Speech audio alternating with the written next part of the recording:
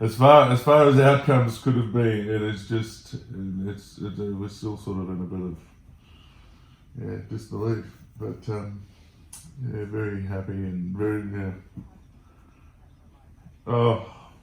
and it's just one of those things. But we really appreciate you guys and what you did for us, and I sort of sat there and got a little emotional just before I went in. I'm sort of like, man, I'm literally one of two people today who've got the opportunity to have this done, and I'm like, God, this is just mind blowing.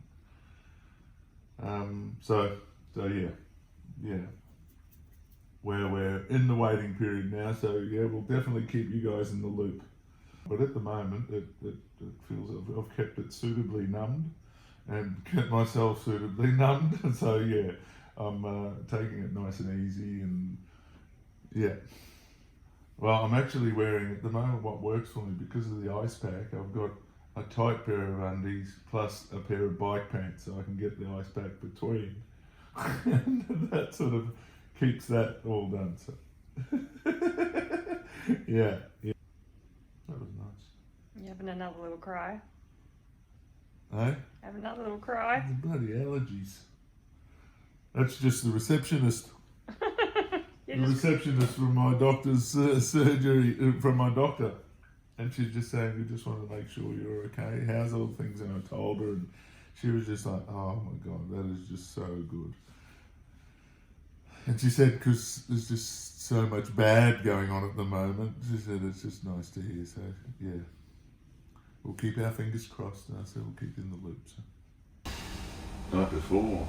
We got the call. We got the call. Yeah, we got to be in there at, what was it? It was 6 a.m. 6 a.m. Oh my God, I didn't sleep that night. Because remember as well, the MicroTESE procedure, this was the only chance we had to do this procedure. We would never be able to do it again. And I always wanted to have loads and loads of eggs. We had a good number of eggs, but not loads and loads. We had 31. Yeah. And we were going in, there was part of me that wanted to be hopeful, because in some ways it was easier to know that there might be sperm as opposed to knowing for sure that there were no sperm. We sort of decided that we were going to know a lot more by doing this procedure. Yeah. And we were but actually part of able me didn't to want to know. I would much prefer to live in hope than to have bad news. Yeah. So part of me just didn't want to know. See, this is true. I would much prefer to be the person who's having surgery, because I go in, I go to sleep, I wake up and I know the outcome of the surgery. Yeah. Whereas with John, I had to wait like 6 hours just going out of my mind. That was long. That was a long procedure. And the funny thing, beforehand, I was actually in this room and everyone's social distancing, so we'd put on the gowns and I'd seen the nurse, and we're sitting in separate chairs, like 2 or 3 chairs between each of the gentlemen, and there were a couple of older gentlemen, sort of 80s, 90s, and there was a couple of guys my sort of age.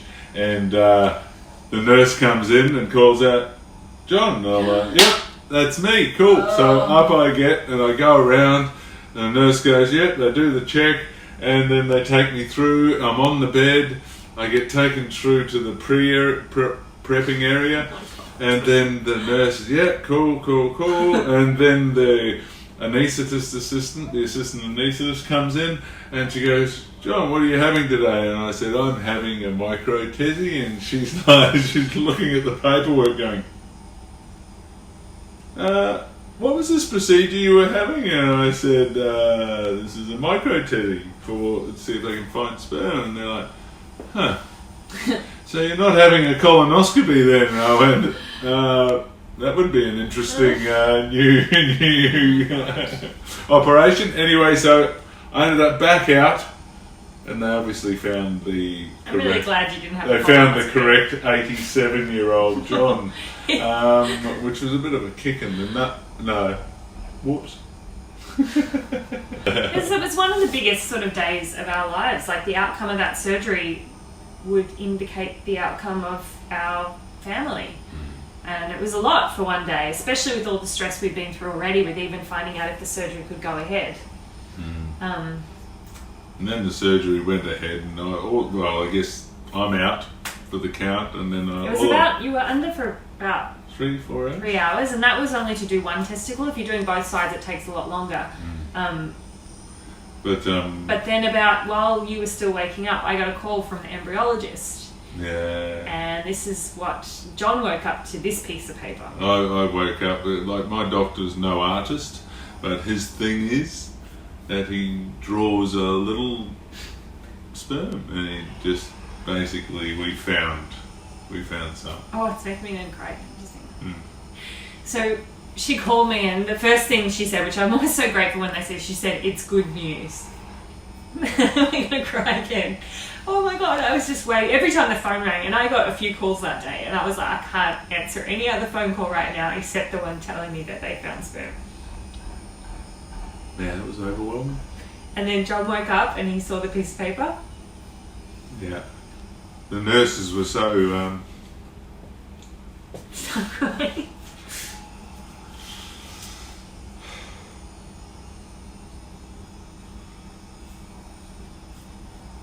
The nurses were what? they were as excited as I was. Yeah. That was a lot. It was a big day. And we also couldn't have our Doped normal... off my head, just going, we found some. Yeah. Oh my god. So anyway, the embryologist called me and told me that not only had they found sperm, but that they'd found them quite quickly and quite early in the procedure. So she knew we had about 30 eggs. So she took what she felt was enough sperm, enough tubules. Some of them were moving too. Yep. To take back to the lab. And then they spent the next 4 hours or so searching through the sample to find the best sperm. And so they found 30, they've thawed out my eggs, and out of the 31, 30 of them survived the thaw. And they found 30 twitching, over the next few hours they found 30 twitching sperm, which meant they were trying to move, which meant they were good to fertilise those eggs. So, and they literally only found 30. The rest of them were immotile. They weren't moving, so they decided not to they put the best freeze ones those. with the best, yeah. Yeah, so they fertilised 30 eggs. So we got a call that night saying that 30 eggs had been fertilised, and we would hear the next day how many of those had actually fertilised. So I guess that part of the equation, we were just hoping that they'd talk. Yeah, and I think Your eggs, you were a little bit shocked by this, because I sort of had read enough about these stories about how really at every stage in the process your count drops by about 50%. So if you fertilise 30, if you put 30 eggs and sperm together, you might expect about maybe 15 to fertilise. So the next day we got a call, and do you remember? 11? Yeah, they told us that 11 had fertilised, which was a little bit disappointing, but with just the MicroTESE even being successful was like, okay, so we had 11, and this is that was day one, yeah? Day one. And this is the hard process, which I think they don't quite prepare you enough for with IVF, is that, and I think you were quite shocked by that. You didn't expect to, you thought, great, we've got 30, that's heaps. And there's still a lot to go through, because we had to wait and see what the fertilisation was like, and then to see how many survived to day 3 and then to day 5. So on day 1 we had 11. And then on day 3 we got another call, and they told us that the number had dropped again to 6. 7. They had a potential, but it was really 6 and 1 not looking so great. And then on day 5, the end of day 5, they took a long time with this. They had 2, maybe 3. And they ended up having 1 really good looking embryo and 2 that were a little bit not as developed.